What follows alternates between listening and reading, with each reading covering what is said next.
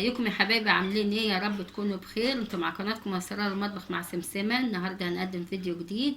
هنعمل مع بعض حلوى جيلي للاطفال والكبار برضو بيحبوها. طريقه سهله وبسيطه وباشكال مختلفه.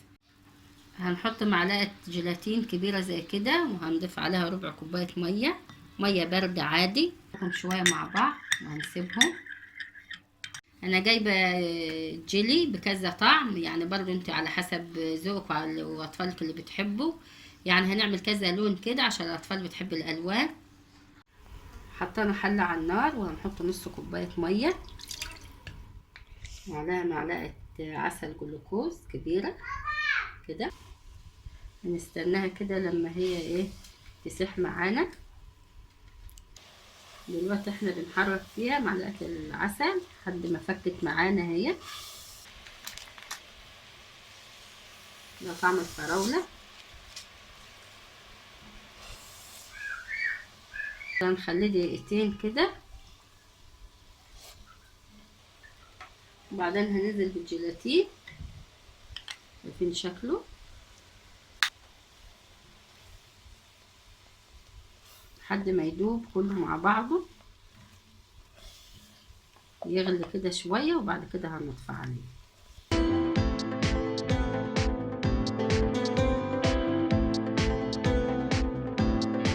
كده خلاص هنطفي عليه. انا جايبه قالب ودهناه بزيت، وهعبي دلوقتي اول صف.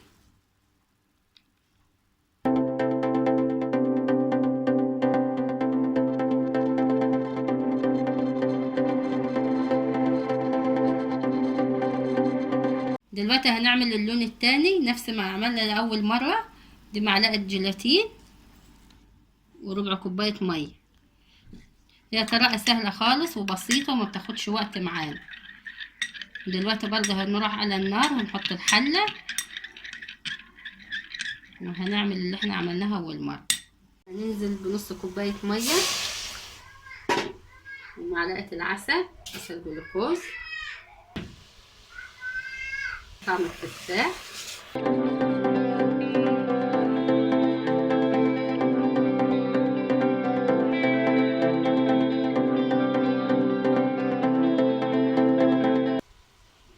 دلوقتي هنطفي عليه. دلوقتي هنكمل.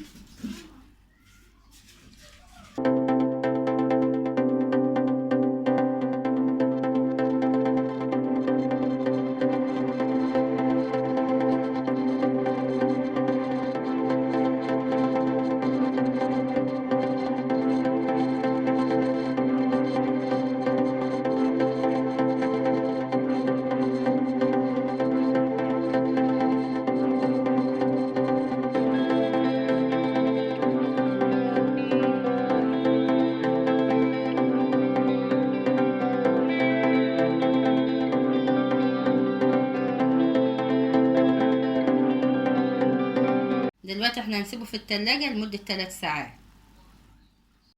دلوقتي خرجناهم بعد ما احنا سيبناهم 3 ساعات في التلاجة. دلوقتي هنشوف شكلهم. وجايبه خله انا زي كده، ونيجي كده في الجنب.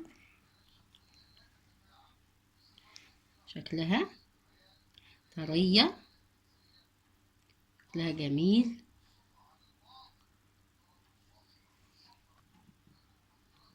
اللون التاني.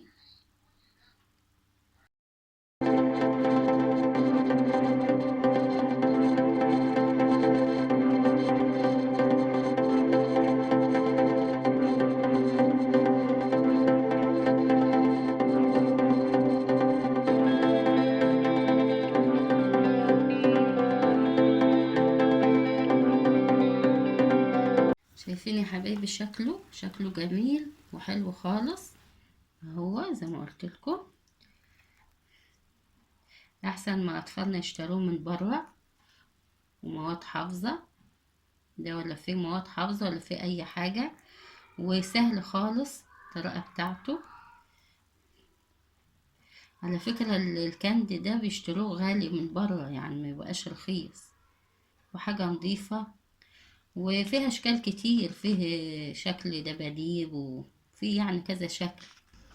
واتمنى يا حبايبي الفيديو النهارده تكونوا استفدتوا منه، والطريقه سهله وشوف تعليقاتكم، ومتنسونيش يا حبايبي في الاشتراك واللايكات.